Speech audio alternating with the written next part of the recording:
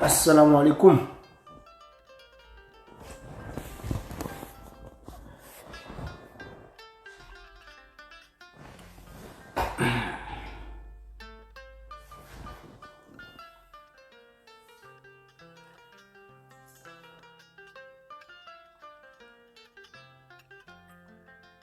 Assalamualaikum mbokk yi. Assalamualaikum ñëpp. J'espère que yéen a ngi may jot bu baax a baax. Fas yéene waxtaan ak yéen rapidement rek. Xaw ma ndax yéen a ngi may jot 5 sur 5 ou pas. Waaw Ndeye Fatou Dramé ziar nañ leen. Assoumana Sonko nuyu nañ leen bu baax a baax. Voilà. Donc fas yéene waxtaan ak yéen suñu mbokk sénégalais yi par rapport ak information boo xamante ni yaakaaruma ni sénégalais yi dégg nañ ko suffisamment. maa ngi leen di ñaan ngeen partage vidéo bi yéen ñëpp di baalu ak ñëpp ñi nga xamante ni vraiment ci suñu ay prise de position dinañ leen gaañ ñu ngi leen di baalu ak bu baax a baax parce que luñ ci jublu rek mooy xeexal Sénégal mais du pour vexer ay nit wala pour di ci uti ay noon de loolu moo ñu tax a jóg. Voilà léegi ñu ngi leen di ñaan pour ngeen partager ko bu baax a baax ndax sénégalais yépp mën ko jot. C'est très important. waaw maam ñancoo ziar nañ la, Mbay Jaxate ziar nañ la, nuyu nañ leen yéen ñëpp maa yéen a ngi ci jàmm. Voilà donc sama gars yi fan yii nag dafa am benn information boo xamante ni yaakaaruma média sénégalais yi bëgg nañ ngeen xam lu ci nekk parce que gis ngeen waa ji dafa nekk di signer ak Union européenne benn accord boo xam ne accord bu bon la boo xam ne daf ñuy delloowaat ci colonisation. xam ngeen panafricain yépp ñu ngi xeex ni base militaire étrangère yi bëggatuñu ko ci suñu réew waaye Macky Sall mu ngi fexe indil ñu base européenne nag. xam ngeen base militaire française ngeen wax bëggoo leen ko ci seen dëkk. Macky Sall base européenne la ñuy indil ay européens yoo xam ne lu leen tax a jóg mooy sàcc suñu pétrole bi. dama leen di wax information yoo xamante ni jot nañ ko comme d'habitude bu ñu jotee information nu ñuy ñëwee fii wax ko ak yéen. dafa am ñoo xam ne xaw ma ndax yéen a ngi may gis bu baax ou pas. je sais pas si vous me voyez bien xaar leen ma teg ko foo xamante ni vous allez mieux me voir peut-être que ici yéen a ngi may gis 5 sur 5 bu dee baax na rek ngeen ne ma baax na comme ça ñu continuer ci parce que ça m'a l'air un peu bas. Voilà donc comme ni ma leen ko waxee dafa am ay base militaire yoo xamante ni Union européenne ay soldats Union européenne autant pour moi ay soldats Union européenne yoo xam ne dañoo war a ñëw Sénégal léegi soldats Union européenne yooyu pétrole Sénégal moom moo leen di indi Sénégal dañuy ñëw pour sàcc pétrole Sénégal bi dañuy ñëw pour sécuriser rawale pétrole Sénégal boobu. donc ñu naan prétexte bu ñu jël mooy dañuy bloquer immigré yi ñi bëgg a dem bitim réew nee nañu ñooñu lañu bëgg a bloquer te en réalité du immigré yooyu ñoom ñoo leen di indi. xam ngeen pétrole Sénégal bi ci biir géej bi lañ koy xëccee seen puits yi ci biir géej bi la nekk donc tuyaux yu ñu koy installer dañ koy installer ci biir géej bi donc seen prétexte pour que ñu occuper suñu géej bi pour exploiter suñu pétrole bi seen prétexte mooy immigré yi la ñuy dàq ci géej bi. est-ce que vous avez compris le truc? donc seen prétexte pour ñu mën a ñëw nekk ci suñu géej bi dañuy naan immigré yi ñu bëgg a traverser la ñuy wut ci Sénégal la ñuy jóge léegi ñooñu ñëw empêcher ñu yegg seen dëkk yi donc Frontex dañuy ñëw installé wu Sénégal pour bloquer ñi nga xamante ni dañuy jël yoonu géej bi pour dem bitim réew. mais ñooñu ñaata lañ ci biir Afrique il faut que ñuy utiliser suñu xel ñii bu ñuy wax ak ñun ay dof lañ ñu jàppee. yokk leen partager vidéo bi ci groupe yi yépp sénégalais yi ñëw ñu déglu message yu may fiy jàllale ay message yu am solo la. Macky Sall c'est un grand traître donc ñun bañuñu Macky Sall parce que leneen moo tax parce que nit boo xamante ni accord boo signé tubaab yi am ci 90% sa réew mi am ci 10%. yéen ñi doon yuuxu terre est-ce que xam ngeen ban société mooy exploiter terre? Société nationale des chemins de fer français moom mooy exploiter seen terre bi. SNCF bu France SNCF France ko moom France ñoom ñooy exploiter seen terre boo xamante ni Sénégal dafa waroon am société nationale des chemins de fer sénégalais lépp luy retombé muy dugg ci keesu Sénégal waaye lan moo tax société nationale des chemins de fer français loolu mooy exploiter suñu terre bu Sénégal est-ce que société bu Sénégal dina ñëw exploiter chemin de fer bu France ñoom dañ ko nationaliser daf ko société nationale des chemins de fer français ñun ñu waroon am société nationale des chemins de fer sénégalais buy exploiter suñu terre mais déedéet comme autoroute à péage lu ñu am lu ne ci suñu dëkk dañuy enrichir tubaab yi ci suñu propre dëkk boo jógee ñu ne la non Sénégal fii lépp jàmm te projet yépp yu Macky Sall di lancer ay tubaab la ci enrichir du ci enrichir ay sénégalais ay tubaab ñoom ñooy ñëw di ci employer seen ay français duñ ci employer ay sénégalais expertise yi cadre yépp boo xoolee ay français lañ dañ leen di importer comme si Sénégal amul ay diplômé ñoo xamante ni ñu ngi uti liggéey ñuy dem jël ay diplômé yoo xamante ni France lañ amee diplôme indi leen ci Sénégal jox leen liggéey ci suñu ay propre projet ay sénégalais toog tumuranke jël yoonu géej bi dee ñu ne leen dañoo xaru gis ngeen donc terre depuis ci terre bi ci kii bi nu mu tuddati Eiffage Orange yooyu yëpp ay affaire la yoo xam ne dañ ko war a nationaliser léegi pétrole bi nga xamante ni Sénégalais ci lañ waroon tedd Macky Sall mu ngi indi Union européenne pour ñu exploiter pétrole lu Sénégal mu rëcc Sénégalais yi donc pétrole lu Sénégal dina dem bitim réew Frontex sous prétexte de Frontex dinañ ko dugal ci géej bi pétrole bi dem ndànk ba dëkk français yi mais Sénégalais bu ñu bëggee dem France ñoom du ñu am visa pour dem France lii moo may metti lii mooy tax ñu nekk ci réseaux sociaux yi di wax parce que ñun il est plus facile que pétrole dugg France que sénégalais dugg France lan moo tax kon ñun ñu tee suñu pétrole bi ñu yombalal ñu sénégalais yi dugg France mais lan moo tax pétrole Sénégal ñu war ko rawale yépp pétrole Sénégal bi dugg France te sénégalais bu ñu bëggee dugg France ñu tëj bunti mais suñu pétrole bi ñu ngi indi Frontex boo xamante ni nee na immigré yi lay xeex mais loolu fenn la Frontex boobu noonu xeexul immigré ci Sénégal ci suñu géej bi lañ nar a taxaw ngànk pétrole bi yépp yóbbu ko bitim réew ngeen di toog di jooy bu ñu laajee français yi lan la ñuy def ci géej bi ñu ne immigré yi la ñuy wër ban immigré ñaata sénégalais yi jël gaal gi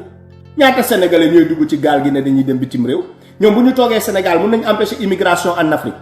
Sénégal dafa nekk frontière u Afrique Sénégal dafa bokk ci frontière u Europe donc ñoom bu ñu toogee Sénégal amul kenn kuy jógee Afrique ne day doon dugg France ay dof lañ ñu jàppee de ay dof lañ leen jàppee de Frontex bu ñëwee taxaw ci côté Sénégal est-ce que dina tax ba ku dëkk Gambie dootul mën a ti dem bitim réew wala ku dëkk yeneen pays environnants yi du mën a dem bitim réew ay dinañ jël seen yoon yi ku nekk am na yoonam ñoom dinañ mën a tee taxaw Sénégal ne dañuy empêcher immigration léegi mënul nekk donc seen pétrole bu nekk ci géej bi dañuy bañ boo leen gisee gaal yi borom gaal yi itam ñu gis ay homme de tenue français ci géej gi ñu ne homme de tenue français yi lan la ñuy def ci suñu géej léegi foog ñu am prétexte seen prétexte bi mooy lan déedéet immigré yi la ñuy wut fekk pétrole bi moo leen fa teg pétrole bi moo leen fa teg Macky Sall ab xaj la saa yu ñu leen koy wax doo leen ko comprendre est-ce que Sénégal ak Europe dañoo am des frontières communes ba Union européenne di étendre ay frontières am ba ci biir Sénégal est-ce que Sénégal ak Europe dañoo am frontière comme Maroc ak Espagne géej bu ndaw bu leen séparé est-ce que Sénégal dafa am géej bu ko séparé ak Europe Sénégal dafa am géej bu ko séparé ak benn dëkku européen loolu bu ñu ko defee Libye ça se comprend parce que Libye géej moo ko séparé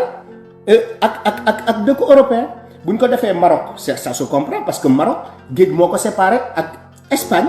mais bu ñu ko defee Sénégal ana lan moo nekk diggante Sénégal ak France ba ñu war a installer ñu Frontex ci biir Sénégal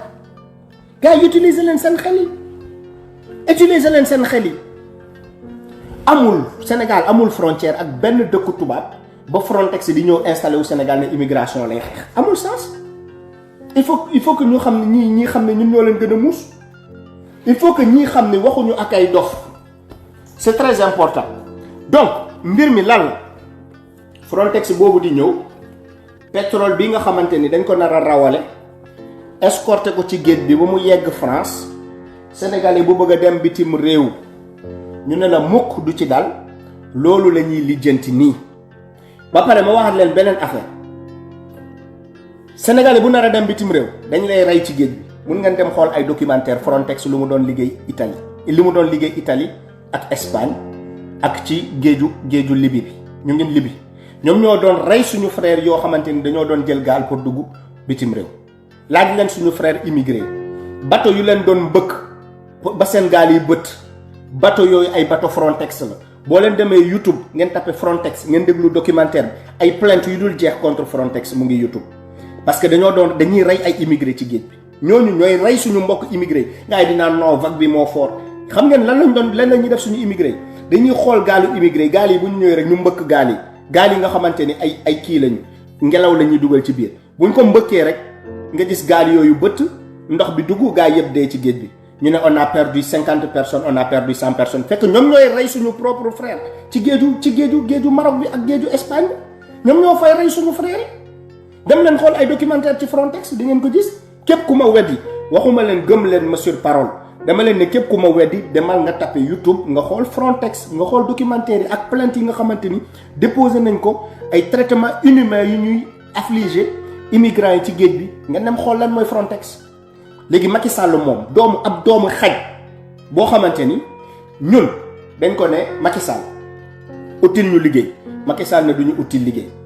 ñu ne Macky Sall jàppale ñu Macky Sall ne du ñu jàppale Macky Sall di signé ay contrat sénégalais yu nekk Allemagne ñu delloo leen Sénégal Macky Sall jox leen sandwich ak benn Coca-Cola sénégalais yi nekk Espagne Macky Sall delloo na leen Sénégal ñu jox leen sandwich ak Coca-Cola te kenn ku ci nekk ci ñam dépensé na lu mot au minimum 1 million de francs CFA pour mu egg Espagne ku ci nekk ku egg Allemagne dépensé nga au minimum 1 million de francs CFA balaa ngay egg Allemagne boo yeggee Macky Sall jox la 500 francs ak sandwich mu ne saa waaye demal doxi sa soxla ñu jox ko ci ay milliards yu dul jeex Union européenne financé ko ne ko créer ay projet pour ñi nga xamante ni da nga leen di delloo Macky Sall benn projet créé yow xaalis bi yëpp jël na ko dugal ko ci gàttam ba pare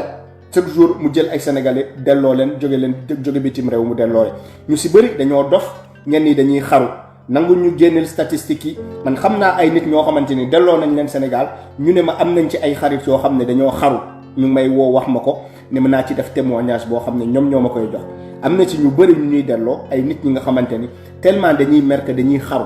ñu si bëri dañoo xaru ñenn ñi dañoo dof parce que lu ñu leen def du yëfu nit dañuy gis seen ay morom dee ci géej bi ñoom ñu fighting ba yegg Espagne Macky Sall ñëw delloo leen Sénégal ñu fighting ba yegg Allemagne Macky Sall dem jëlee leen Allemagne delloo leen Sénégal jox leen sandwich ak benn Coca-Cola léegi nag loolu yëpp doyu ko nee na Union européenne lay ñëw installé ko ci biir Sénégal te ñun ñu ngi am problème ak armée française bi nga xamante ni dafa war a génn suñu réew sama gars yi partagé leen vidéo yi muy yaatu parce que lu ñu leen di wax nii ay journalistes Sénégal du ñu jël seen temps ñoo expliqué leen ñoom dañoo bokk ci ñu leen di nax Macky Sall la ñuy liggéeyal dañ leen di nax dañuy bëgg population bi di nelaw rek moo tax ñu ñuy diaboliser ci réseaux sociaux yi naan ay fake news la ñuy joxe lu ñuy wax du dëgg li ma leen wax lu ne man dama leen di inviter à aller vérifier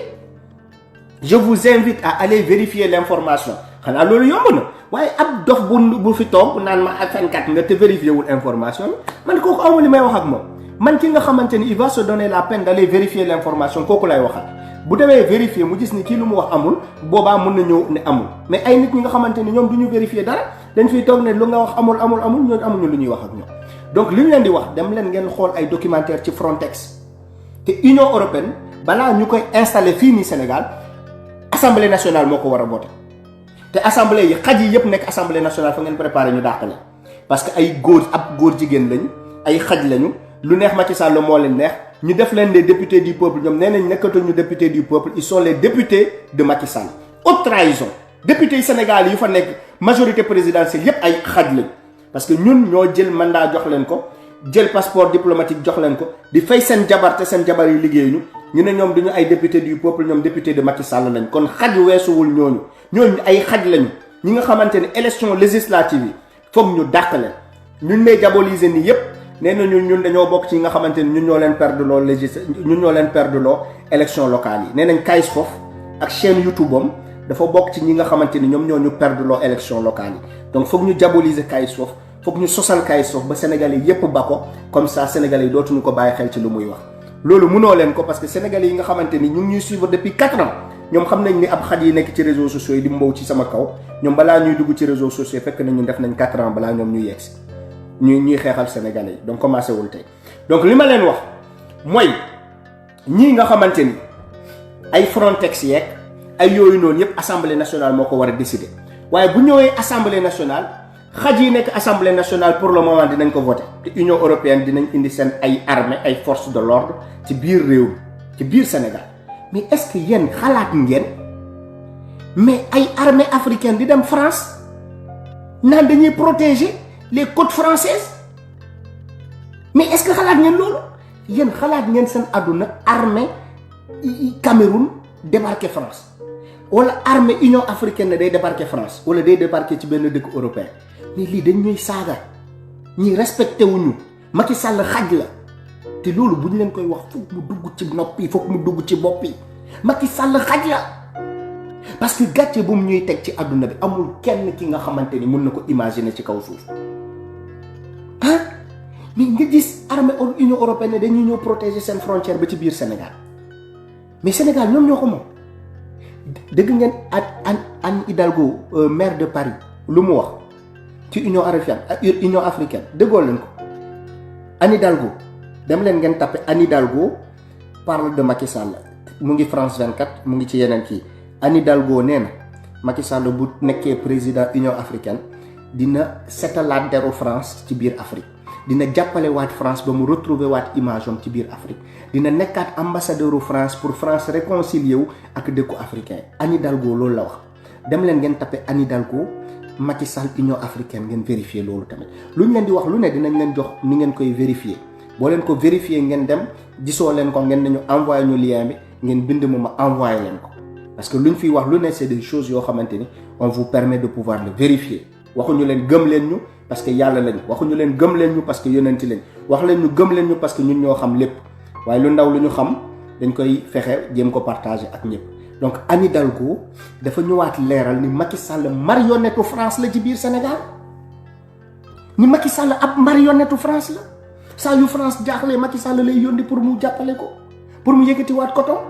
ab xaj boobu nan ngeen ko mën a bàyyi ci suñu réew muy jaay réew mi ah ab doomi xaraam baal leen ma ab xaj boobu noonu nan ngeen ko mën a bàyyi muy jël réew mi di ko jaay ah donc il y a des choses yoo xamante ni c'est inconcevable il y a des choses yoo xamante ni c'est inadmissible IBK yu ñuy jàpp ni dàq leen Macky Sall moo leen gën a yées 1 million de fois Macky Sall moo gën a yées kële nu mu tuddati Rocka Boré Macky Sall ko gën a nekk xaj Macky Sall gën a nekk xaj IBK Macky Sall rey na 14 personnes léegi mu ngi yaakaar ni Coupe d'Afrique bi dina tax ñu fàtte ko ñun 14 Sénégalais yi nga assassiné noonu duñ ko mës a fàtte Macky Sall te bés buñ la jàppul pendre la à partir de say xuur ñun duñu am jàmm dans ce pays là on va te pendre par les testicules incha allahu rabbi pour que Sénégalais yi mën a am justice donc enquête amul rey nga 14 Sénégalais enquête amul Cour pénale internationale commencé na ci jóg nga invité Bensouda Sénégal pour mu effacer dossier Cour pénale internationale yi ku bees ki ñëw toog Cour pénale internationale nga invité waat ko Dakar pour mu effacer ce dossier yoo xamante ni mu ngi Cour pénale internationale balki alxuraanul karim Cour pénale internationale bu bëggul def justice entre ñun ak yow say xuur la ñuy jël pendre la ci lu leer lañ lay expliquer ñun sa suñu xeex bi ak yow commencé gul bay jeex on t'explique rek seulement sa ab xaj yi nekk ci réseaux sociaux yi ni man la ñuy diaboliser ñooñu ils sont trop petits pour mën a yàq sama der man ci biir Afrique parce que ñun dëkk bu nekk xeexal nañ ko ñun Sénégal mooy dëkk bu gën a tuuti bu ñuy xeexal ñun on parle de l'Afrique dëkk bu nekk xeexal nañ ko ba ñu xàmmee ñu ko donc du Sénégal laay ñëw ñu ne dañuy yàq sama crédibilité Sénégal c'est trop petit donc lu ñuy wax sénégalais yi mooy jeunesse bi ñu ngi leen di remercier bu baax élection locale yi yéen a def la différence ci élection locale yi parce que am ngeen ni ay nit jiitewuñu ay xaj ñoo ñu jiite élection locale yi c'est la jeunesse qui a fait la différence parce que c'est la jeunesse qui est partie voter massivement donc jeunesse boobu dañ leen war a delloo njukkal gën leen a respecter ci biir réew mi parce que jeunesse boobu dañ ko yàgg ne politique affaire u sàcc la bu mu dugg ci politique du changer dara ci réew mi votel Macky Sall wala votel keneen loolu mooy ñoom ñëpp a yem discours fen boobu moo war a jeex ci réew mi loolu lañ ñu yàgg wax depuis plus de 70 ans ne leen seen vote bi du changer dara ñi ay sàcc lañu ñoom ñëpp a yem politiciens yi ñëpp benn lañ discours fen boobu noonu ñu doon dugal suñu bopp pap yi ñun kenn dootul dugal ci loolu suñu bopp parce que gis nañ ne bu ñu demee voter majoritairement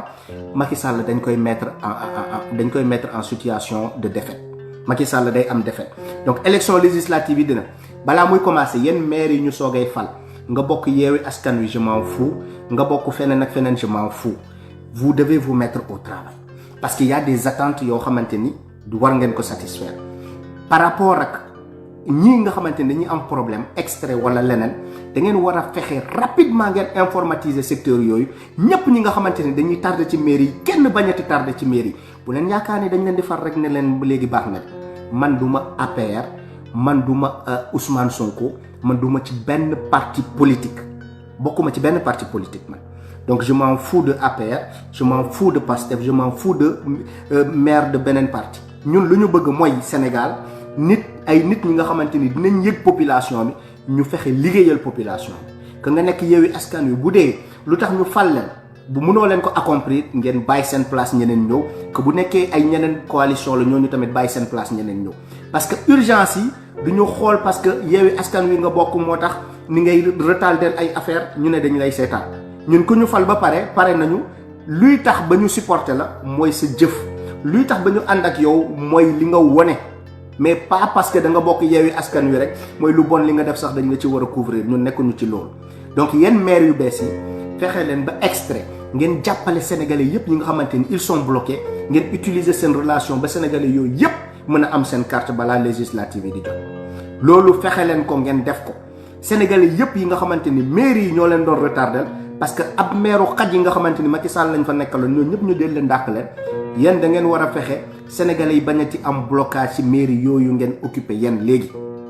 yéen fexe leen ba sénégalais lépp lu leen doon téye ci mairie yooyu ba tax na duñu egg ci duñu mën a voter yéen ngeen régler ko le plus rapidement avant élection législative di jot boo leen ko deful ngeen retardel affaire yi comme ñële nuñ ko doon retardel dinañ am problème ak yéen parce que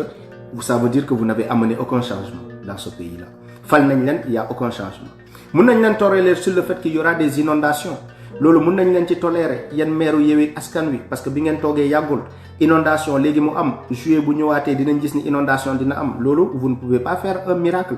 à partir de quelques mois lañ leen fal mënoo leen def un miracle ci inondation yi nga war a xam ne dafa war a am bientôt donc on sera indulgent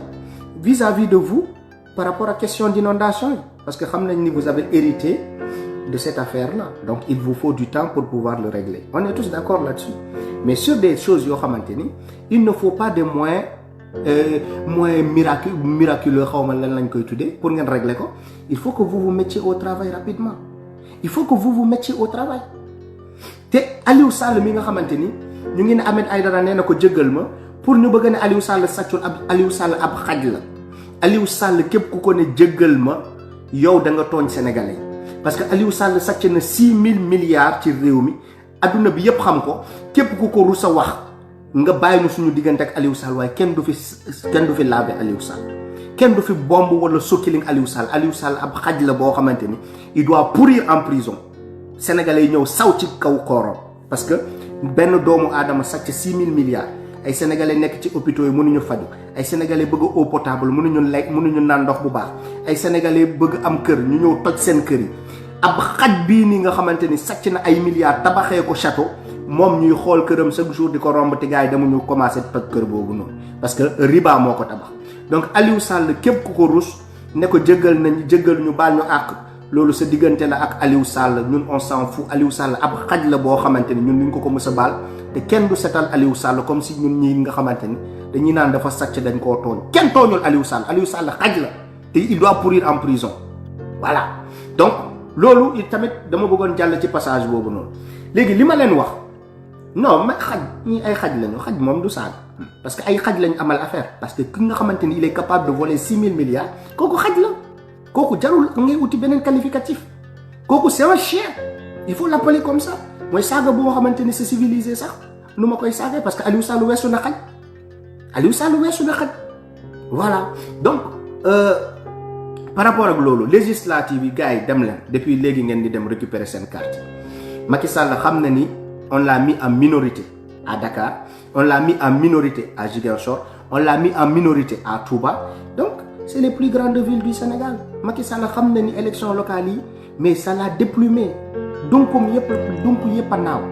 donc il est aujourd'hui le perdant de ces élections locales dina organiser élection législative sa seule façon boo xam ne daf ci bëgg a nax sénégalais mooy ay génte coupe d'Afrique Macky Sall yow yaa ñàkk jom lii yëpp ñoom ñoo koy créer pour ngeen bañ a yeewu ñuy retarder éveil de conscience ñuy retarder xeex boo xamante ni sénégalais yi war nañ koo commencer depuis léegi pour élection législative bi ñu naan dañuy gént ay coupe d'Afrique génte coupe d'Afrique yëfu dof yooyu noonu fan ngeen ko mosee gis ci àdduna France jël na coupe du monde man maa ngi France fii laa ko fekkee congé jour férié amul France bu mu jëlee coupe du monde man France laa nekk Paris dëkk Paris maa ngi ci biir Paris di dund lépp di dem Champs-Élysées di gis gars yi di jubilé di gis lépp fii la ma coupe du monde fekk France fii Paris ngeen yaakaar ni lendemain yi nit yi liggéeyul ngeen yaakaar ni dafa am congé bu ñu décrété fii ñëpp a dem liggéey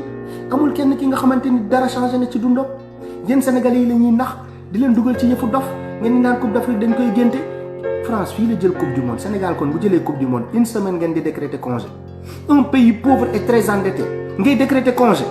les gens ont des papiers à régler dans l'administration certains doivent voyager certains doivent aller à l'hôpital tu fais traîner tout cela parce que simplement il y a une coupe d'Afrique mais il faut que Sénégalais yi xam ni ñun ñii luñ ñu teg parce que dañu jàppeewul ay nit ñun tamit ñuy ànd di doxu comme ñu dul nit parce que mais xamoo leen ku jour férié boo xamante ni da nga ko décréter nii jour férié nga décréter ko nii imaginez leen jour boobu am na kenn ku soxla woon autorisation de sortie du territoire parce que visa am génn na parce que dafa war a dem doxi ay millions bitim réew ñu ne la administration tëj na jour boobu nga laajte lan moo tax ñu ne la parce que coupe d'Afrique moo xam am na ki nga xamante ni dafa waroon am opération jour boobu buñ ko opéré wul day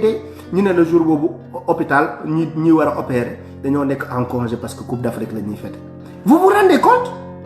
nit ñi bu ñu leen di wax bu ñuy wax ak xel nit ñi di naan non bu leen ñu yàqal suñu victoire da ngeen soxor da ngeen bañ Sénégal yéen doo leen ay sénégalais parce que ñun fu ñuy xalaatee moo gën a kawe fuuf yéen ci yëfu dof yi ngeen nekk ba léegi parce que les gens pensent ñun ñu ngi dans le futur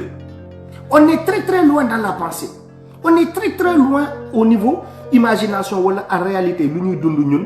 fii nii ñu nekk ñi di nekk ci diaspora bi lu ñuy dund ñoom lu ñuy dund seen xel bi fu mu nekk mais si ça dépassé de loin sénégalais lu ñuy xalaat tous les jours donc il faut ngeen xam ne coupe d'Afrique boobu lu mu décrété jour férié yëfu dof la c'est un crime il a commis un crime jour férié boobu kenn war woon fecc jour férié boobu c'est un jour qui va retarder encore plus le Sénégal c'est un jour boo xamante ni duñ ko rattraper dans l'année jour férié boo ko décrété c'est un jour qu'on ne rattrape pas dans l'année c'est un jour de moins qui aurait fait avancer l'économie du pays il faut ngeen xam ne ñun ban dimension la ñuy waxee it di def seen live bu dof yi di dul di kii yi di naan ñun la ñuy diaboliser mais ñun bu ñuy wax ak yéen on excite les neurones dañuy bëgg nit ñi di réfléchir dem au-delà de li nga xamante ni c'est juste parler pour parler il a retardé le Sénégal d'un jour de plus ce jour-là duñ ko rattraper dans le calendrier annuel c'est un jour nul pour l'histoire du Sénégal naan congé payé gars yëpp di kontaan parce que nit ñi bëgguñu sax liggéey Sénégal comment vous voulez qu'on développe un pays sans travailler vous êtes content parce que décrété nañ congé payé parce que décrété nañ jour férié mais les pays avancent grâce au travail les pays avancent parce que chaque jour est un jour de plus chaque jour est une opportunité il faut ngeen xam yooyu donc yëfu dof yi nekkee ak coupe d'Afrique bi man bañuma Lions yi am coupe d'Afrique c'est notre fierté à nous tous mais il y a des choses yoo xamante ni c'est prioritaire par rapport à fêter une coupe d'Afrique on a obtenu une coupe d'Afrique les Lions méritent des récompenses les Lions méritent d'être encouragés en tant que Sénégalais on ne peut pas cracher dans la soupe on va pas dire que ouais c'est les Lions ils méritent pas ci ils méritent pas ça ils ont fait un exploit qui est extraordinaire que nous félicitons tous ils ont fait quelque chose qui est rentré dans l'histoire du pays on est tous d'accord par contre quant à endormir les esprits parce que simplement il y a une coupe d'Afrique alors ça non c'est ça que je dis non boo nee non ñu ne la non c'est parce que doo Sénégalais da ngeen soxor un Sénégalais qu'est-ce que ça a à voir ils ont mérité mais après allons au travail il y a des priorités allons à l'essentiel ay génte coupe d'Afrique yëfu dof la Macky Sall coupe d'Afrique bi la bëgg gagner législative yi te boo leen yeewuwul coupe d'Afrique bi la Macky Sall di gagner législative yi Sénégalais yi qualifié pour coupe du monde mu prolongé waat nu mu leen di nelaw loowee ba ci Coupe d'Afrique. Macky Sall dafa am agenda jéem na lamb bi doxul sénégalais yi dem nañ ci stade yi damm chaise yi yëpp mu ne sénégalais yi dañ maa mere te bu ñu demee ci stade yi dañuy damm chaise yi dañuy mer dañuy wane ni voilà comprendre nañ ni bëre bi c'est pour endormir leen. Donc essayé na ko ci bëre bi doxul essayé na ko ci concert ñoom Wally Seck yu mu jël yóbbu leen ay concert Ziguinchor ak Fouta ak xawma fan ak fan pour ñu dem nax population yi pour ñu faral Benno Bokk Yaakaar sénégalais yi chicoté nañ Benno Bokk Yaakaar. Donc jël na ay artistes dugal leen ci mbir mi doxul Macky Sall a tout tenté dara doxul indi na ay distraction ay buzz ay kii dañoo jàpp kii dafa ëmbal kii dañ ko jàpp France ñu wër ko gisuñu ko léegi génnee na livre nee na elle nous emmerde xawma la nag lan Macky Sall indi na façon distraction bu nekk pour ngeen bañ a concentré wu ci local yi mais les Sénégalais sont restés concentrés Macky Sall perd local yi léegi ci li mu bëgg a gagné moom mooy élection yii nii législative yi affaire Coupe d'Afrique bi la leen bëgg a gagné affaire Coupe d'Afrique bi la leen bëgg a nelaw loowee ba moom mu am mu gagné Assemblée nationale di jàllale ay loi yoo xamante ni askan bi àndu ci ñun yëfu góor jigéen bi nga xamante ni moom moo ñu soxal Macky Sall ne du ko jàllale Macky Sall ñëw ne Sénégalais ay terroristes la Imam Ndaw wax ñu nar ko boole ci terroristes yi parce que Macky Sall dafa créer loi contre le terrorisme sénégalais bu radical ci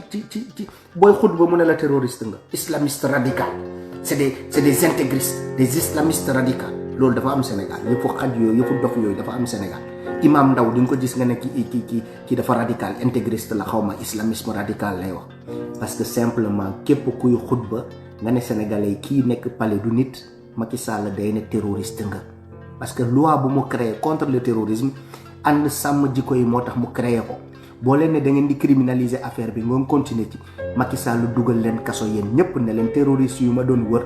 yéen ñii la ay Arabie Saoudite moo leen di financer pour ngeen indi intégrisme fii ci Sénégal yéen ñëpp dinaa leen jàpp dugal leen kaso imaam yi yu bëri Macky Sall mu ngi leen di viser ak loi terrorisme loolu ay priorité la loolu tooñ askan bi la loolu population bi moo ci war a yeewu donc il faut que jeunesse sénégalaise bi xam ne ñun on a des priorités on a des questions à régler avec cet énergumène là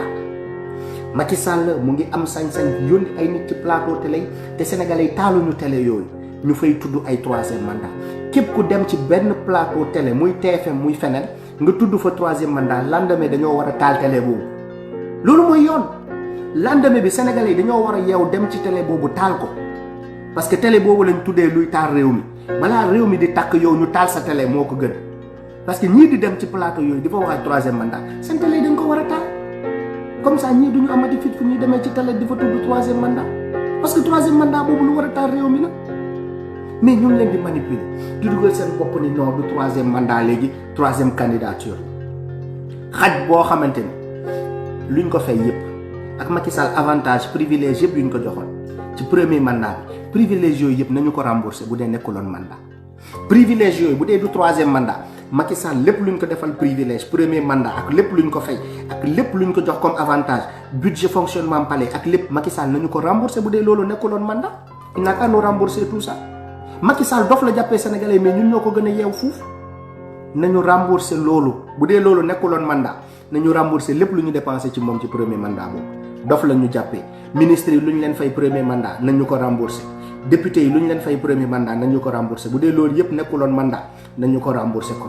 ay dof lañ leen jàppee naan non léegi du troisième mandat troisième candidature la constitution may na ko mu def troisième candidature donc troisième candidature bi Macky Sall am na droit def ko Macky Sall boo fi tudd troisième mandat dinañ la taal ñëpp ñu ànd ak yow ci biir réew mi jaxaratan bëccëg kam ñu taal seen waa kër yi taal ñëpp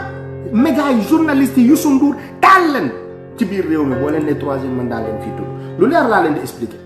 boo leen fi tuddee troisième mandat dinañ leen taal seen mbokk yi taal ñëpp ñuy défendre troisième mandat boobu ci réew mi man kaay suuf man maa leen ko wax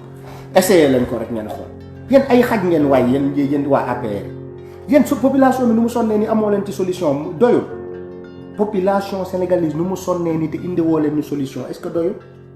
ah léegi da ngeen bëgg a tegaat nit ñi beneen nakkat suukar bi yokk étudiants yi di bëgg a sonn ataaya sax étudiants yi léegi amatuñu ko ci campus bi suukar bi nga xamante ni ñun bu ñu fa nekkoon ay 175 di nga am suukar bi nga ataayawee jamono bu ñu nekkoon Gaston Berger léegi dégg naa étudiants yi Gaston Berger di ma naan boo génnee sax 250 doo am suukar pour ataaya ñun jamono bu ñu nekkoon université Gaston Berger 175 francs amoon nañ suukar sa ataaya ba mu neex waaye suukar boobu sax léegi dégg naa boo génnewul 200 xaw ma 250 doo ko am ah mais avec tout ça dans ce pays là saaku ceeb mu ngi yokk nit ñi amuñu lu ñuy lekk amuñu lu ñuy naan boo waxee ñu ne la Coupe d'Afrique bi daal ñoo na effacé lépp waaye fii moom lépp jàmm Coupe d'Afrique bee fi jaar ci biir Coupe d'Afrique Macky Sall mu ngi leen di yokkal suukar ci biir Coupe d'Afrique mu ngi leen di yokkal ay affaire ci biir jamono bi ngeen di kontaanee ngeen di fecc Macky Sall mu ngi leen di carotte mu ngi leen di diw yokk bi augmentation ngeen yeewoo leen bi ngeen demee ba dem boutique ngeen gis ni lépp yokku na fa ngeen waroon fàtte Coupe d'Afrique bi ngeen xam ne réalité bi mu ngi nii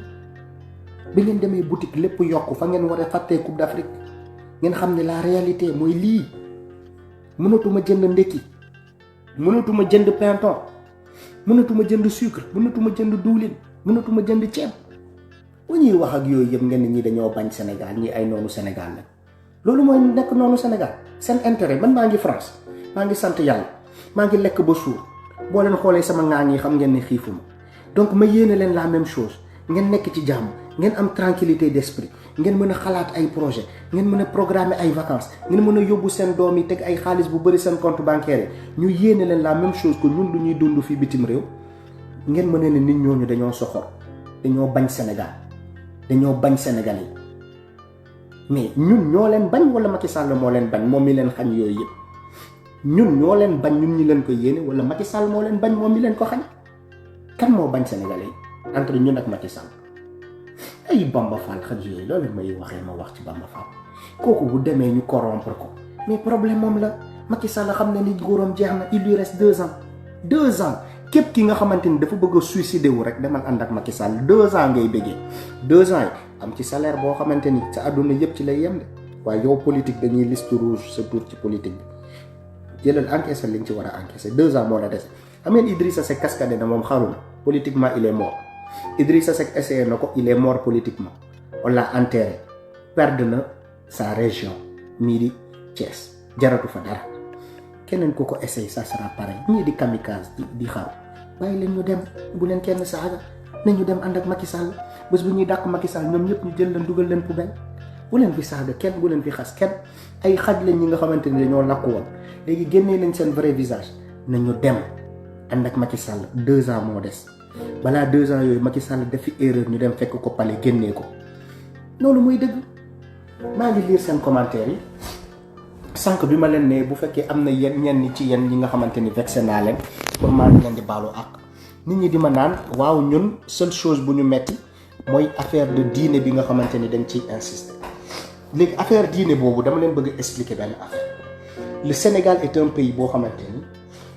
les gens doivent être égaux tous les citoyens sont égaux devant la loi nga nekk xalif général nga nekk lan ak lan ak lan nga nekk Touba nga nekk Tivaouane nga nekk Kaolack tous les citoyens sont égaux devant la loi ñii di ma naan Touba titre foncier la lu ne xale bi mun na ko fa def déedéet titre foncier mooy kër Touba bu nekkoon titre foncier du am statut ci biir Sénégal du am maire bàyyi leen dof-doflu bi ngeen nekkee ngeen di bëgg a dof-dof ngeen di bëgg a yóbbu Sénégalais ci seen dof-doflu boobu Touba du titre foncier Touba bu nekkee titre foncier duñ fa fal maire donc Touba du titre foncier Touba bu nekkee titre foncier du am statut ci biir réew mi man maa ko wax Touba bu kër du am maire dañuy wax dëgg rek kër est-ce que kër dina am maire kër du am maire donc lan moo tax nga naan dañuy fal maire ba pare nga ne titre foncier donc loolu du kër Touba du titre foncier parce que dafa am lu mu représenté ci biir dëkk bi donc nit ñi dañoo war a voter Touba comme ni ñuy voter feneen nous sommes des républicains nous sommes des démocrates on tient à la République les valeurs de la République ñun loolu moo ñu attaché moo tax ba on peut faire partie de l'islam on peut être des musulmans mais loolu duñ ko wane ci suñu politique parce que politique du li nga nekk ngay ñëw di wane déedéet chrétien war na politique te kenn xamul kenn warul xam ne chrétien la musulman war na politique te kenn warul xam ne musulman la ñun on est des républicains donc Touba bu nekkoon titre foncier kenn du fa fal maire Touba bu nekkoon titre foncier mais état bi lu mu ciy def du ko def parce que biir kër la koy def Donc c'est une localité boo xamante ni y a des Sénégalais qui vivent là-bas, il y a des autorités qui vivent dans cet endroit-là. Dina am xawma préfet wala xawma lan ak mais dina am des autorités xamante ni ñoom ñoo fa ne. Est-ce que biir kër dina am yooyu yëpp? biir kër di nga fa gis préfet, biir kër di nga fa gis sous-préfet, biir kër di nga fa gis lii ak lii ak lii ba pare boo leen jógee ngeen ne Touba titre foncier la lu fu waaye neex mën na ko fa def. Déedéet, je ne suis pas d'accord avec ça. Je ne suis pas d'accord avec ça. Touba localité la boo xamante ni dañ fay fal ay nit ñi nga xamante ni c'est des représentants des populations. Donc on n'est pas dans un titre foncier, on n'est pas dans une maison familiale parce que këru famille loolu du fa am. Donc le fait que Touba ñu imposer fa liste unique, c'est antidémocratique, c'est antidémocratique, c'est anti-républicain. Képp kuy défendre loolu yow bëggoo Sénégal, que gars yi voté contre quelqu'un ñu ñëw imposer ko par la force, loolu c'est antidémocratique. Lan moo tax loolu Touba war a nekk exception ci réew mi? Waa Kaolack mën nañ def la même chose kon, waa Ziguinchor def la même chose, waa Fouta def la même chose, parce qu'on ne met pas les localités au même pied d'égalité. te loolu injustice la. L'injustice ne doit pas prospérer dans ce pays. Il faut qu'au bout d'un moment les gens assument leurs responsabilités. Man saagawuma parce que damaa saaga ay kilifa wala déedéet mais luy injustice kenn waru ko nangu. luñ dul nangul waa Ziguinchor waruñu ko nangul waa Touba, luñ dul nangul waa Touba waruñu ko nangul waa Kaolack, luñ dul nangul waa Kaolack waruñu ko nangul waa Ndiassane.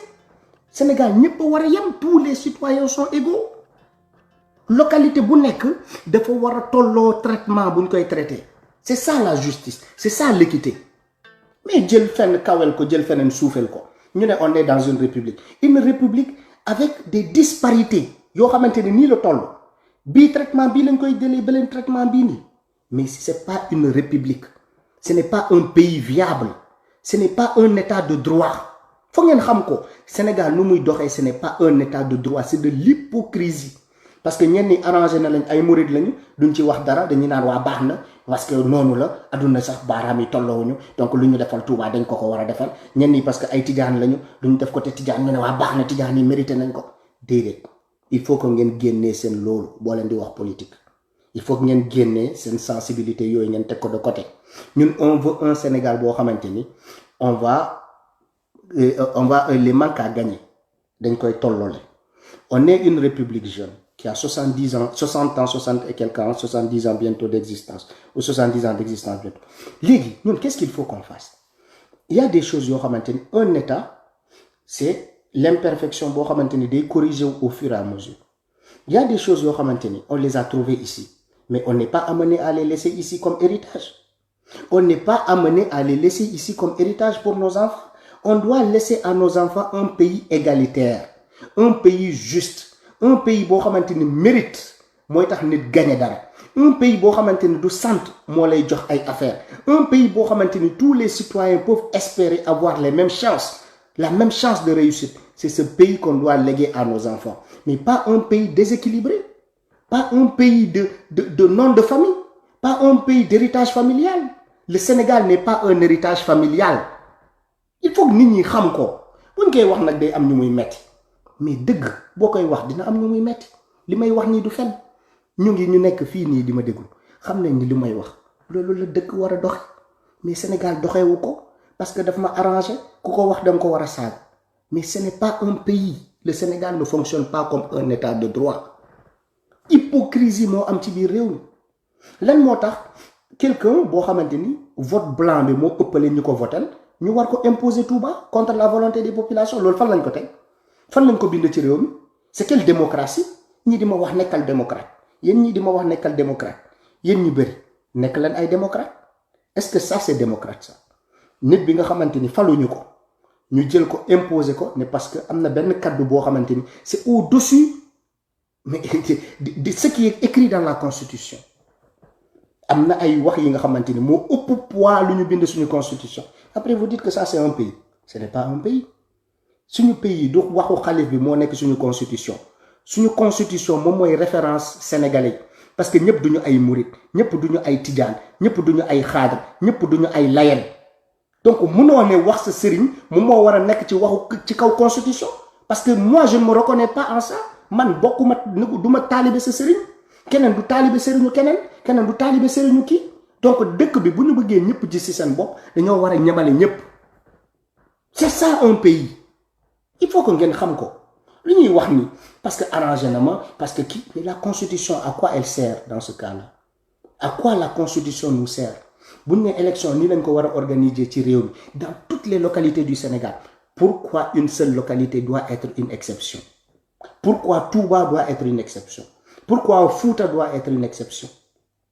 loolu ça amène vers la dérive autoritaire ça amène vers la dérive autoritaire ay nit di imposer wu contre les principes qui régissent le vote au Sénégal contre les principes qui régissent l'élection au Sénégal. Des gens agissent contrairement aux principes qui régissent les élections au Sénégal, comme à Touba, comme à Fouta. Mais ce n'est pas normal. Il faut que nous xam lan la ñu bëgg. Si on veut la justice dans ce pays,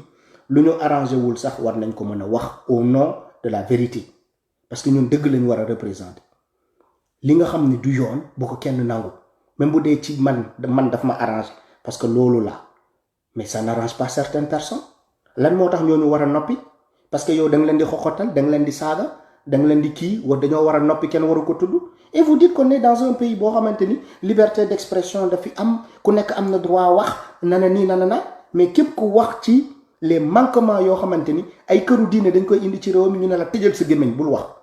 ba pare on dit qu'on est un pays boo xamante ni liberté d'expression dañ ko war a garantir à tout citoyen mais une liberté d'expression dans un seul sens à sens unique sens bële waroo fa tudd waroo fa wax parce que boo waxee rek da nga contre kilifa yi da nga dinga sëriñ yi da nga contre lii mais ce n'est pas normal ce n'est pas normal il faut que nit ñi xam ñàkk xam moo tax ñu bëri mënuñu jóg fipp contre toutes ces injustices mais c'est des injustices lan moo tax Macky Sall war a jóg jël 100 millions jox ko xalif général des Mourides jël 100 millions jox ko xalif général des Tidianes te mu nekk xaalisu impôt sénégalais yi fan la ñu voté ci budget Sénégal ni Macky Sall am na droit jël 100 millions 200 millions jox ko xalif général des Mourides wala jox ko xalif général des Tidianes fan lañ ko bind ci réew mi du xaalisu Macky Sall xaalisu suñu impôt la mu war a jëm ci li nga xamante ni mooy faju bi mu war a jëm ci li nga xamante ni mooy njàng ak jàngale bi mu war a dem ci li nga xamante ni moom mooy suñu alimentaire denrée alimentaire yi ñu jël ko jox ko benn kilifa diine ne ko toogal ci kaw fan lañ ko bind ci réew mi fan lañ ko bind ci budget Sénégal ni le pays doit fonctionner comme ça bës leen kër yi ñu ngi signaler vidéo bi mu ngi mel ni luy cam bës leen kër yi parce que y a des dictateurs yoo xamante ni bu ñu bëggee yee Sénégalais bu leen arrangé wu dañuy jéem a yàq vidéo bës leen bouton kër yi bu baax ñun lii mooy suñu xeex xeexuñu contre benn famille xeexuñu contre benn famille xeexuma contre Mouride xeexuma contre Tidiane xeexuma contre les tariqa mais quand les tariqa font de l'injustice en tant que républicain dañoo war a génn taxaw ne ça c'est de l'injustice ça c'est de l'arbitraire ça ne se doit pas dans un état de droit loolu mooy suñu taxawaay ñun peu importe fu ñu gis injustice il faut avoir le courage de le dénoncer ou sinon on n'est pas digne de représenter le combat que nous représentons on n'est pas digne de représenter le combat que nous représentons man fii laa ko waxee woon ne xalif général dina ñëw imposer benn liste Touba ñu saagam nan ma yow fenkat nga loolu du am loolu du mës a am Touba mais je remercie la population de Touba je remercie les talibés de Touba ñoo xamante ni kenn gënu leen nekk góor talibé Touba et talibé Mouride yéen kenn gënu leen nekk góor parce que vous avez majoritairement voté contre la dictature religieuse man naa ko wax vous avez majoritairement refusé l'imposition de la dictature ci choix boo xamante ni mais c'est le choix le plus contesté du monde far ci Macky Sall kan mooy bëgg réew mi ba pare nga fal ci Macky Sall kan moo mën a imposer benn liste Touba ba pare nga ne yow man ànduma ak Macky Sall kan moo mën a jël liste Macky Sall imposer ko Touba ba pare nga ne man ànduma ak Macky Sall on nous prend pour des idiots on nous prend pour des imbéciles mais képp ku ñu jàppee imbécile delloo nañ la saaga boobu képp ku ñu jàppee ay dof delloo nañ la saaga boobu parce que ñun kenn du jouer avec suñu neurones yi mënoo jël benn liste imposer ko Touba nga ne man ànduma ak Macky Sall loolu mënul nekk waaye sama gaay nañu utiliser suñu xel yi donc ñun lu ñu fi wax mooy li nga xamante ni sénégalais yëpp dañ koo ragal a wax ñenn ñi dañ koo ragal a wax rek loolu moo tax waxuñu ko mais lu ñu fi wax yëpp dëgg la Sëñ Mountakha dafa ànd ak Macky Sall te dafa feeñ ci élection locale yi mu jël benn liste imposé ko ne Macky Sall lañ fay fal amul beneen choix loolu di dictature mu jalgati élection nu mu war a doxee ci Sénégal jalgati ko en tant que khalife général des Mourides en tant que xalif général des mourides mu jalgati élection nu mu war a doxee ci biir réew mi ba pare ñu ne kenn warul am sañ-sañ tudd ko kenn warul am sañ-sañ wax ko ku ko wax dafa ñàkk teggin ku ko wax dafa respecté wul kilifa diine ku ko wax c'est parce que dafa alku ku ko wax c'est parce que dafa amul sëriñ en tant que xalif général nga nekk référence pour réew mi yow yaa war a njëkk doxal yoon sénégalais yëpp gis seen bopp ci yoon bi ngay doxal mais en tant que xalif général yow mii di jalgati yoon ba pare nga nar a taxawal yoon suba mais kenn du la déglu parce que yow yaa war a njëkk taxawal yoon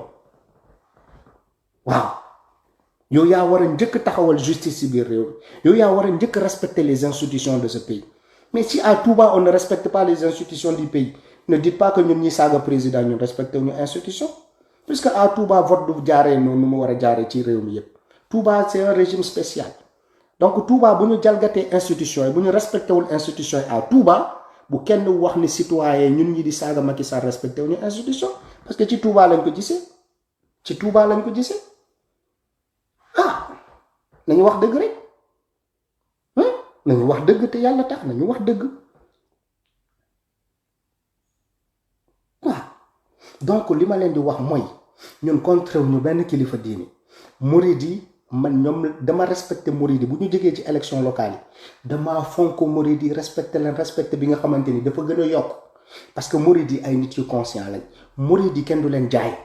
doo dem Macky Sall jënd la ba pare nga bëgg jaay murid yi ay nit yu am ful ak fayda lañ murid yi dañoo am jom te loolu lañ wane ci élection locale yi nga imposer ñu dara ñun ñëpp ñu voté liste blanche maa ngi dëgg ay nit di menacer jeunesse bi dinaan fii nii titre foncier la xalif général mooy décider titre foncier fan lañ fay falee maire titre foncier mooy kër du am maire du benn titre foncier Touba bu nekkee titre foncier lan moo tax ñu fay fal maire titre foncier du am maire titre foncier mooy sa kër est-ce que yow sa kër mun nañ fa ñëw fal maire est-ce que sa kër mun na am sous-préfet est-ce que sa kër mun na am lii ak lii est-ce que sa kër mun na am administration est-ce que sa kër war na am lii kon Touba du titre foncier du kër bàyyi leen di nax nit ñi bàyyi leen di nax sénégalais yi naan Touba titre foncier mooy sa kër bi nga moom Touba du titre foncier Touba dafa bokk ci localité dafa am statut ci biir réew mi comme toutes les autres localités donc du titre foncier donc li ma wax man murid yi kenn mënu ma jaxase ak murid yi parce que ce sont les mourides même qui ont été les premiers à contester cette dictature là en allant au vote ñun ñi dañ koy yuuxu ci réseaux sociaux yi mais murid yi dañoo am yar murid yi dañoo am teggin murid yi dañuy am lu ñuy doxalee duñu wax ju bari dañuy dem jëf te loolu lañ def ci élection yi dem jëf sanctionné lii ne li KS di wax ñu koy saaga ñun ñëpp xam nañ ni dëgg la fii dañ ko fiy sanctionné ñu dem sanctionné ko moo tax man kenn mënu ma jaxase ak murid yi parce que dañoo wane ni ñoom dañoo dëggu dañoo wane ni ils sont conscients de ce qui se passe boo demee jaay sa bopp doo jaay murid yi boo demee jaay sa bopp doo jaay taalibe yi loolu moo fi xew léegi de képp ku dem jaay sa bopp nga yaakaar ni da ngay jaayaale taalibe yi sa bopp ngay nax demal jaay sa bopp doo jaay benn taalibe ci réew mi loolu mooy dëgg sénégalais yi dañoo conscient léegi moo tax ñuy diaboliser réseaux sociaux yi bàyyi leen réseaux sociaux yi dañoo réew dañuy saaga mais derrière ces sagas là il y a des vérités yoo xamante ni kenn du ko génne kenn du ko teggi derrière suñu mer yi parce que on est tous des êtres humains il m'arrive que je pète les plombs il m'arrive que je me fâche il arrive que colère bi emporte ma que voilà ma wax ay wax yoo xamante ni c'est très peu honorable mais derrière tout ça il y a quelque chose boo xamante ni yéen ñëpp mënoo leen ko teggi c'est la vérité bu ñuy wax chaque jour ñun dëgg kese la ñuy wax donc li ñu bëgg Sénégalais yi xam ko mooy nii ñu bëgg a diaboliser naan waaye dangay saaga kilifa diine lu dul dëgg laa saaga ma benn kilifa diine injustice boobu laa attaqué parce que c'est une injustice te du ma ko bàyyi du ma tudd injustice ba yegg Touba ma ne du ma ko fa tudd du ma tudd injustice ba gis ko Tiwaawan ma ne du ma ko tudd du ma gis injustice ba gis ko Kaolack ma ne du ma ko tudd déedéet parce que ce ne sont pas des citoyens parce que ñoom du deret mooy daw seen veine yi comme ñun parce que ils n'ont pas une âme ils n'ont pas des poumons ils n'ont pas un cœur ils n'ont pas des ventres ils n'ont pas tout ce que nous avons l'envie des besoins kenn ñëpp amuñu ko parce que simplement dama gis lii fii nii rek kon moo tax duma ko wax parce que pourquoi le Sénégal doit fonctionner comme ça c'est ça un pays dem leen ngeen xool en France bu ñuy def élection ndax am na benn localité boo xamante ni day imposer moom lu ko neex ci élection yi dem leen xool ko France ngeen gis localité yëpp ngeen dem xool ko Amérique ndax dina am benn localité boo xamante ni lu ko neex lay doxalee élection. C'est ça des états de droit, c'est ça des pays boo xamante ni bu ñu nee nit respecter l'institution war nga ko respecter. Mais dans les endroits on viole les institutions de ce pays-là, hein? On sodomise les institutions de ce pays. Après sur les réseaux sociaux nous casse les tympans, respecter les institutions du pays, respecter les institutions. Mais il faut que l'institution se montre respectable d'abord. Il faut que l'institution se montre honorable. Il faut que l'institution soit à la hauteur des attentes. Parce que nous sommes déçus par cette institution-là. Une institution faible. Une institution qui ne s'assume pas. Une institution qui perd la crédibilité. Une institution dirigée par une autre autorité que l'autorité de l'État. Vous voulez qu'on ait confiance en cette institution-là? Vous voulez qu'on exalte cette institution? Vous nous prenez pour des idiots? Nous sommes trop intelligents pour nous rabaisser à ce niveau-là. Nous sommes trop intelligents pour être à ce niveau-là. Il faut que nous sachions ce que nous voulons faire. Bu fekkee on veut un Sénégal bu ñuy abolir les injustices, ce Sénégal est possible. Il est possible à condition qu'on soit des personnes yoo xamante ni bëgg nañu dëgg. On veut la vérité. On cherche la vérité et on se bat pour la vérité. Ce sont des conditions sine qua non yoo xamante ni moom moo war a sous-tendre notre combat si on veut le changement dans ce pays. Mais on ne peut pas vouloir une chose et son contraire. Bëgg lii fële boo ko gisee fii ne déedéet duma ko fi tudd parce que fii nii autorité religieuse déedéet ça loolu du dëggu. Loolu ce n'est pas mener un combat juste. Loolu ce n'est pas mener un combat boo xamante ni il est noble. Yàlla du la ci jàppale parce que tu es hypocrite dans ton combat. Yàlla combat bu noble lay soutenir. Yàlla combat bu noble, combat bu honorable lay jàppale pour mu avancer.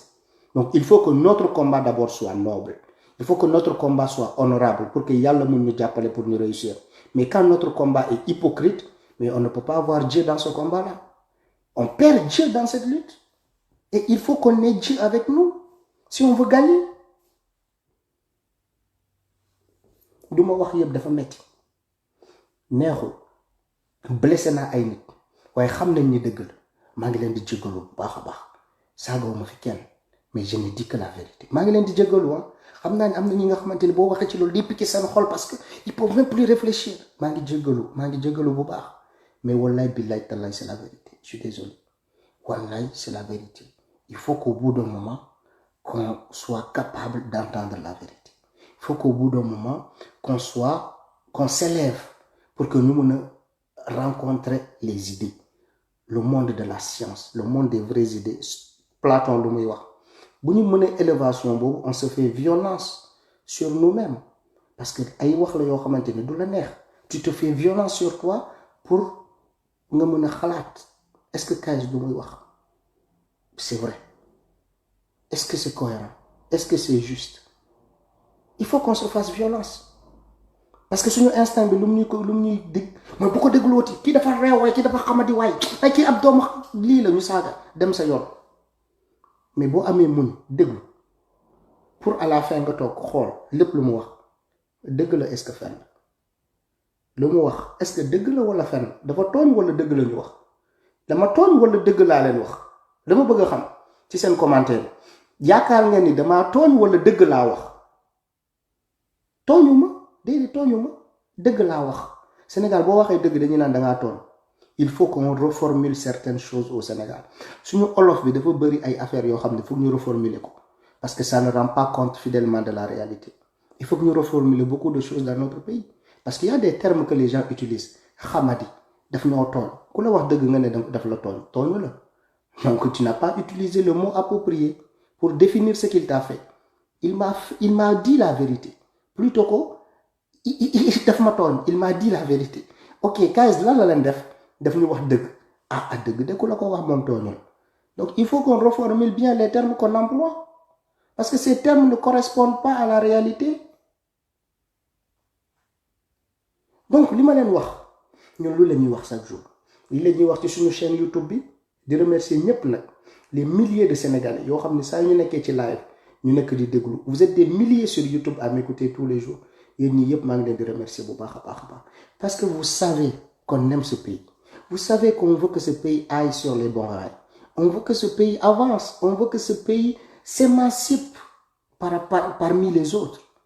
Mais on ne veut pas que ce pays soit le dernier sur Terre. On ne veut pas que ce dëkk nekk parmi les derniers pays en Afrique. Parce que simplement, c'est rempli d'hypocrites, c'est rempli d'hypocrisie, c'est rempli de choses yoo xamante ni c'est contre-productif. On ne veut pas de ça. On veut que notre pays soit une référence en Afrique. Pour que ça soit une référence, il y a des choses qu'il faut abandonner. Dafa am ay affaires yoo xamante ni dañ ko war a teg ci suñu ginnaaw pour avancer. On ne peut pas vouloir le progrès et vouloir son contraire. Quand on veut le progrès, on éveille les esprits. Dañuy taal xel yi. Loolu mooy indi progrès. Mënoo bëgg progrès ba pare nga ne xelu 14e siècle, xelu antiquité bi ngay yor, xalaatu antiquité bi ngay xalaatee ba léegi, xalaatu maam yi ngay xalaatee ba léegi. Déedéet. On est en 2022. Les siècles se sont succédés. 18e siècle, 15e siècle, 14. Nous sommes au 21e siècle. Le siècle des Lumières. Le siècle de la science. Yow nga ne yow sa esprit bi dang ko bëgg conditionné pour mu nekk au 15e siècle. Ba pare képp ko wax ak yow nga ne dafa xamadi. Parce que les esprits ont évolué. Nous sommes en 2022. Nous sommes au 21e siècle. Si toi tu vis dans le passé, on est désolé de te réveiller. Mais c'est toi qui n'es pas au diapason de l'histoire. C'est toi qui n'es pas au diapason de l'histoire. Ce n'est pas parce qu'on est trop en avance. C'est toi qui refuses d'avancer. C'est toi qui refuses le progrès. Donc, di remercier ñëpp di baalu ak ñëpp di leen baalu ak bu baax a baax a baax parce que Sénégal boo baaluwul ak boo waxee dëgg sax dañu naan da nga réew donc maa ngi leen di baalu ak maa ngi leen di baalu ak bu baax c'est les réalités de notre pays. C'est incompréhensible, mais c'est comme ça. Si tu ne fais pas l'hypocrite, voilà quoi. Les gens ne t'écoutent pas. Les gens pensent que tu es arrogant. Tu dois être hypocrite pour que tu sois aimé. Bon, on va jouer cette carte de l'hypocrisie pour une fois. Je suis désolé, vous faites vraiment vexé na len. Vous faites wax na len lo xamanteni bugo len ko. Je suis vraiment désolé, mais bon, ça reste la vérité, je ne le regrette pas. Je ne regrette rien de tout ce que j'ai dit ici. Je ne regrette rien, absolument rien de tout ce que j'ai dit ici, parce que c'est la vérité. Je ne parce que peut-être mergue. Mais je ne retire rien. Rien. Ben yota retiré au parce que tout ce que j'ai dit, c'est scientifique. Tout ce que j'ai dit, c'est comme ça que le monde fonctionne. Aduna nonu lay doxé. Dëkk yi aduna yi avancé yépp non lañuy doxé. Donc bu fekké Sénégal doxéwul nonu, ce n'est pas man ma réew. Sénégal mo doxul ci yoon. Donc la faute ce n'est pas moi. Voilà. Donc maa ngi jégalu comme ni ma ko waxé, mais je ne retire rien et je ne regrette rien de ce que j'ai dit. Voilà. Donc aussi ça il faut le préciser. Di leen remercier bu baax yeen ñi partager live bi. Di leen naan saa yu ñu meree rek ngeen comprendre ñu. C'est que xol yi ñoo tàng, mais on n'en veut à personne. On veut un Sénégal boo xam ne il va avancer grâce au courage de sa jeunesse, grâce à l'intelligence de sa jeunesse, grâce à la bravoure de sa jeunesse, grâce à la capacité, à la créativité de sa jeunesse. Ñun Sénégal boobu lañ bëgg. Et on veut faire partie de ces jeunes-là qui provoquent ce changement-là. Ça sera dur, on sera menacé de mort, comme nous sommes menacés de mort chaque jour. Mais c'est comme ça. Il faut que des gens se sacrifient pour que le monde avance. Donc peut-être que nous serons la génération sacrifiée, peut-être que nous serons les activistes sacrifiés, mais il arrivera un jour, ça sera normal de le dire, parce que les gens voudront la vérité.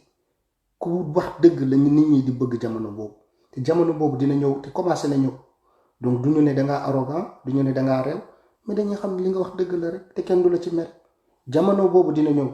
Bu fekkee nekkuñu ci jamono bobu dina ñew. Donc di leen remercier yeen ñëpp ñi partager live bi. Dinañ defaat yeneen waxtaan ak yeneen xalaat ak yeen parce que cette jeunesse bu ñuy suivre ngeen nekk ay milliers de personnes à nous suivre. Il ne faut pas qu'on vous sert que des insultes, il ne faut pas qu'on vous sert que de la colère. Il faut aussi qu'on vous sert des choses qui ça va amener à réfléchir. Ça va vous pousser à vous élever, scientifiquement parlant, à vous élever intellectuellement parlant, à vous élever niveau maturité et tout. Donc, il faut aussi qu'on soit force de ça, qu'on soit force de proposition, qu'on soit force d'idées, qu'on soit force de perspective, qu'on soit force de courage, qu'on soit force de tout cela. Donc, on en est conscient et on n'est pas parfait, on n'est que des humains. Ça nous joue, mais on n'a rien. c'est pour que pour ngeen am lu leen metti déedéet defuñu live pour ngeen am lu leen metti wala pour xas leen déedéet parce que bu ñu leen xasee suñu bopp lañ xasa. Moi je suis sénégalais, je suis très fier. Si je n'étais pas fier d'être sénégalais, vous pensez que tous les jours dinaa jël samay connexion yu may jël di ko kii nii ci internet bi di wax pendant des heures? Si on n'aimait pas ce pays-là, la chose qui était plus facile à faire, vous savez c'est quoi? Je suis en France, j'ai la possibilité d'avoir la nationalité française. Moom lay dem jël damay dem jëli sama nationalité française. Mais Sénégal, bu ñu la waxee Sénégal, oh ne me parle pas de ce pays-là. Les gens ne veulent pas avancer. Ku bañ Sénégal, ku bëggul Sénégal, ku nekkul patriote, day dem jël nationalité française am taxaw def nii boo ko waxee Sénégal mu ne leen boo ko waxee Sénégal mu ne leen bu ma wax ci dëkk boobu bëgguma ci dëgg dara. Mais lu ñu sonal c'est qu'on est trop, on aime trop le Sénégal. Loolu moo ñu sonal. Mais mënoon nañ jël suñu nationalité toog di tukki ci àdduna bi di lijjanti yeneen. Donc voilà, maa ngi leen di bëggee yéen ñëpp vraiment kontaan naa ci yéen ñëpp macha allah suñu waxtaan bi am na solo trop. Voilà di bëggee waa Italie waaw di bëggee ñëpp ndeysaan di bëggee Tijaani di bëggee Muridi di bëggee ñëpp ba ñu ma benn tarixa mais tarixa yi nañu ànd ak les lois de la République nañu ànd ak les principes de la République rek parce que bu fekkee c'est contre les principes de la République rek dañuy am problème donc ça c'est quelque chose boo xam ne c'est important, c'est très important que ñu ci bàyyi xel parce qu'il y a des républicains dans ce pays-là. Il y a des républicains ñoo xamante ni seen tarixa mooy la République comme ñu mel ni man sama tarixa mooy la République, sama tarixa mooy le Sénégal, sama tarixa mooy la justice, sama tarixa mooy l'équité. Man loolu mooy sama tarixa. Donc justice mooy sama tarixa, équité mooy sama tarixa, république mooy sama tarixa. Donc man loolu mooy sama tarixa. Donc loolu jàkk naa ni bu doxee Sénégalais yépp dinañ avancer. Justice bu amee ci réew mi Sénégalais yépp dinañ avancer. Équité bu amee ci réew mi Sénégalais yépp dinañ avancer.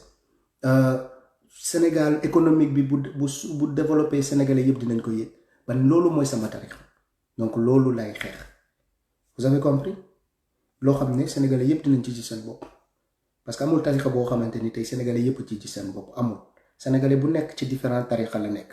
Donc tarixa boo xamante ni ñun ñëpp moom la ñu bokk mooy la République. Donc nañu nekk ay taalibe République bi.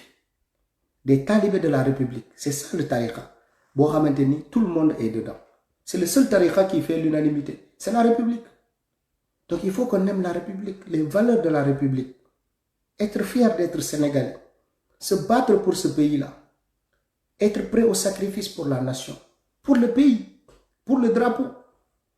Comme militaires, nous nous sacrifions. Nous sommes tous des soldats. Qu'on en soit conscient ou pas, nous sommes tous des soldats du Sénégal. Et on doit porter, lever haut le drapeau du Sénégal. Fait que ci activisme bi nga koy defee. Porte, soit un porte-drapeau. Ok? Donc bëggee naa leen ñëpp di leen remercier yéen jeunesse Sénégal bi nga xamante ni malgré sama dérapage yi malgré sama lépp vous continuez à m'aimer, vous continuez à me soutenir. maa ngi leen di remercier bu baax a baax yéen a ma gën certainement j'en suis sûr parce que chaque jour ma juum mais ça ne fait pas que ngeen dem. Vous êtes toujours là donc merci beaucoup à vous tous di leen naan Inch'Allah Sénégal dina avancer avec toutes ces idées yu gars yi di def ay live di wax. Il y a tellement de surdoués au Sénégal, il y a tellement de cracks. Ils parlent sans écrire, ils parlent pendant 1 heure 2 heures, ils n'ont pas besoin de lire, ils n'ont pas besoin d'écrire, mais tout est cohérence, tout est cohérent dans ce qu'ils disent. Ça c'est des esprits yoo xamante ni c'est des esprits éclairés. Donc ñi nga xamante ni ñu koy def avec brio, ils sont nombreux. di nuyu ñoom Jiji di nuyu ak keneen te keneen ak keneen ñu koy def. C'est des personnes très intelligentes de notre génération boo xam ne dañ leen di xeeb mais ils peuvent pas faire ça s'ils étaient pas intelligents. Ils peuvent pas faire ça s'ils étaient bêtes. Képp kuy def live di pendant des heures di leen wax bu sensé ba ngeen ciy gis seen bopp. C'est pas parce qu'il est bête qu'il peut le faire. C'est parce que quelque part il a une intelligence. Même si du intelligence côté nekk cadre amay diplôme, mais on a des intelligences diverses. Qui intelligent na ci domaine bi boo ko dugalee il sera meilleur. Qui intelligent na ci mécanique boo ko dugalee moom mooy nekk meilleur mécanicien. ki intelligent na ci menuiserie boo ko dugalee moom mooy gën a defar moom mu day créer créativité am lu muy mën a génnee man mënuma ko xalaat donc on a des intelligences diverses donc bu ñuy wax intelligence man ngeen baal ma bu may wax c'est parce que man je n'ai rien d'autre fait que apprendre man li ma def sama àdduna mooy jàng kese laa xam man xamuma métier xawma leneen donc bu may wax ñun dañoo intelligent ñun dañoo jàng ngeen baal ma parce que loolu kese laa xam man musuma jàpp marteau musuma xam nu ñuy daggee bois musuma xam nu ñuy defalee plomberie loolu yëpp bu ma ko soxla il faut ma woo nit pour mu defal ma ko donc su may wax du question de orgueil mais c'est parce que man loolu kese laa xam man bikk kese laa xam damaa juddu ñu ne ma bikk ak fëya ngi ni jàngal suba ci loolu nga war a tekkee boo ci tekkiwul rek dangaa échoué donc man je suis d'une famille boo xamante ni malheureusement noonu nañ ma yare mais il y a des personnes plus intelligentes que moi ay menuisiers il y a des tailleurs ñu nga xamante ni ñoom ñoo ma gën a intelligent parce que seen motif yi ak seen design yu ñuy def man mënuma ko def il y a d'autres bi nga xamante ni ay chauffeur lañ mais lu ñu mën a def ci oto ak lii ak lii ak lii man mënuma ko def il y a des gens yoo xam ne mécanicien lañ mën nañ la génneel moteur bi teg ko ci suuf ñooñu lu ñu mën man mënuma ko donc on ne se dit pas qu'on est plus intelligent que les Sénégalais ngeen baal ñu bu dee yenn saa yi vous avez aussi cette impression là on est désolé hein c'est une façon de parler mais c'est le second degré ce n'est pas le premier degré donc ngeen baal ñu voilà di leen bëggee yéen ñëpp merci infiniment Jiji mu ngi fii dëggante naak moom il va très bien donc grâce à Dieu il va bien dina leen revenir inchallah il a besoin de force mais il revient très bientôt donc bëggee naa leen yéen ñëpp bëggee naa leen merci beaucoup yéen ñi nga xamante ni waxtaan bi neex na leen ñu ngi chaque mercredi ak samedi ci suñu chaîne YouTube bi Kayz Fof TV foofu la ñuy defee live yu gudd yi boo leen gisee gëj naa fi dafay live mais boo leen demee ci suñu chaîne YouTube bu tudd Kayz Fof TV chaque samedi ak chaque mercredi ñu ngi fa di fa def direct yoo xam ne idées yi lañ fay exposer idées yi lañ fay développer et voilà bu fekkee vous êtes content que li ñu wax yéen gis ngeen ci seen bopp rejoignez ñu bu fekkee content noo leen et puis voilà bu leen fa ñëw tout simple waaw merci beaucoup à tout le monde merci à tous voilà yal nañu yàlla may xel bu dal boo xamante ni dina favoriser la réflexion parce que nit tamit xelam bu dalul mu xiif war a uti ndekki war a uti añ war a uti reer mënul toog di xalaat yu bari mënul produire un travail boo xamante ni travail bu scientifique bu ñuy kii la donc lépp boo gisee nit di ko mën a def rek c'est parce qu'il y a la base d'abord lekk na ba suur xelam dal na am na kër am na njabootam am na liggéeyam am na lii ak lii donc tant qu'on n'aura pas tout ça au Sénégal il y aura beaucoup d'intelligence yoo xamante ni mais dara du ko réveiller dara du ko stimuler parce que il y a les besoins primaires à régler d'abord comme manger boire se nourrir se loger s'habiller voilà yooyu foog dëkk régler ko pour que sa population yu mën a génne seen créativité ak seen intelligence voilà il y en a des intelligences endormies mais c'est fait exprès maa ngi leen di bëggee yéen ñëpp merci beaucoup à tout le monde yéen ñi bës bouton cœur yi yëpp bëggee naa leen lu bari incha allahu rabbi comme ni ngeen ko bëggee tey on va faire des directs de façon posée on va faire des directs yoo xamante ni incontestable on va faire des directs yoo xamante ni on n'aime pas le faire montrer que on peut se situer au-dessus de la mêlée on a un peu d'intelligence mais on peut faire des directs aussi intéressants aussi pertinents aussi riches voilà yoo xamante ni ku ci nekk mën na ci jël lu ko intéressé quoi incha allah merci à tous bye bye.